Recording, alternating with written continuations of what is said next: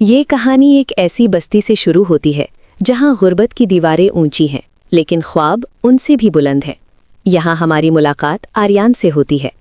आर्यान एक ऐसा नौजवान जिसके चेहरे पर हमेशा एक पुरसुकून मुस्कुराहट रहती है, लेकिन उसकी आंखों में एक ऐसी दानाई है जो सिर्फ मुश्किल हालात ही सिखा सकते हैं। वो अपने बीमार वालिद और मेहनती माँ का वाहिद सहारा है। एक शाम जब सूरज की आखिरी किरणें गलियों से रुखसत हो रही थीं, आर्यान घर के लिए कुछ सौदा सलफ लेने निकला। उसे नहीं मालूम था कि ये शाम उसकी ज़िंदगी की आखिरी पुरसुकून शाम साबित होगी।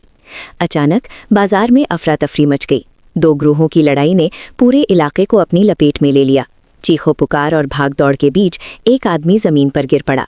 जब पुलिस पहुंची तो वहां मौजूद एक बदवावान अफसर इंस्पेक्टर राणा ने अपनी कारकर्दगी दिखाने के लिए मासूम आर्यान पर कत्ल का झूठा इल्ज़ाम लगा दिया। आर्यान जानता था कि इस निज़ाम में गरीब की फरियाद कोई नहीं सुनता। अपनी माँ के आंसुओं और वालिद की ममता को दिल में समोए वो आधी रात को अंधेरे का फ़ायदा उठाते हुए शहर से भाग निकला। उसके पास ना पैसे थे ना मंजिल, बस एक तड़प थी कि वो एक दिन अपना नाम साफ करेगा। लाहौर का रुख करने वाली ट्रेन में आर्यान एक अजनबी की तरह सवार हुआ। कई दिन भूख और प्यास में गुजारने के बाद इस बड़े शहर ने उसे अपनी आगोश में ले लिया। लेकिन यहाँ की ज़िंदगी भी आसान न थी। वो दिन भर मजदूरी करता और रातें किसी पुल के नीचे खुले आसमान तले गुजारता। लेकिन आर्यान ने अपनी हिम्मत न हारी। एक बरसात की रात जब वो गुलबर्ग के पुरतईश इलाके से गुजर रहा था, उसने एक गली में चीखें सुनी।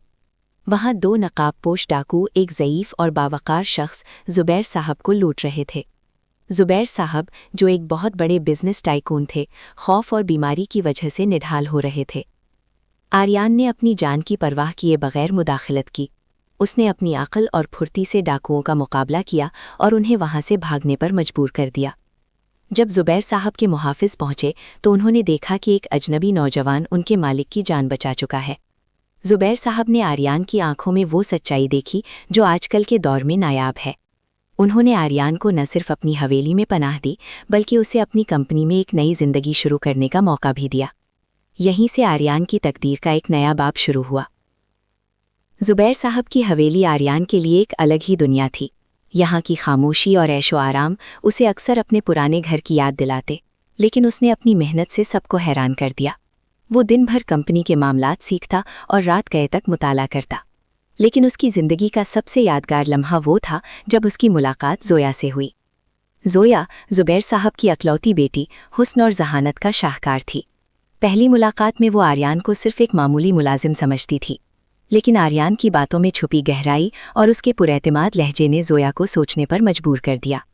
बाग की खामोशी में जब वो दोनों किताबों और ज़िंदगी के फ़लसफ़ों पर बात करते तो वक्त जैसे थम जाता।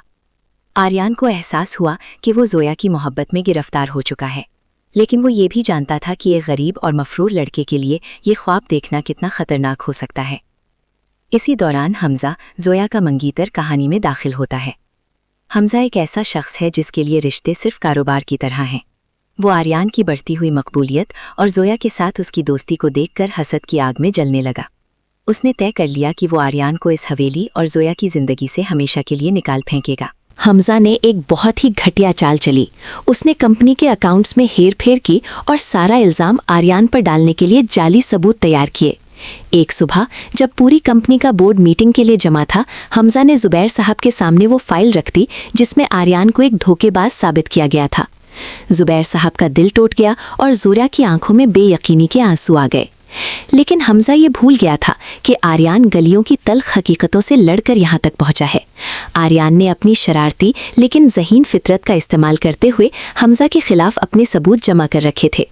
जब हमज़ा ने उसे जलील करने की कोशिश की तो आर्यान ने एक रिकॉर्डिंग चला दी जिसमें हमज़ा खुद अपने मंसूबे का इतराफ़ कर रहा था कि वो सिर्फ दौलत की खातिर ज़ोया से शादी करना चाहता है।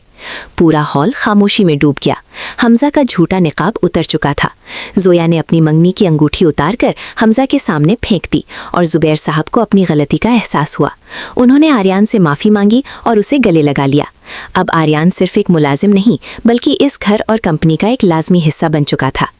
हमजा की साजिशों के खात्मे के बाद आर्यान की जिंदगी का सबसे बड़ा मकसद अभी बाकी था।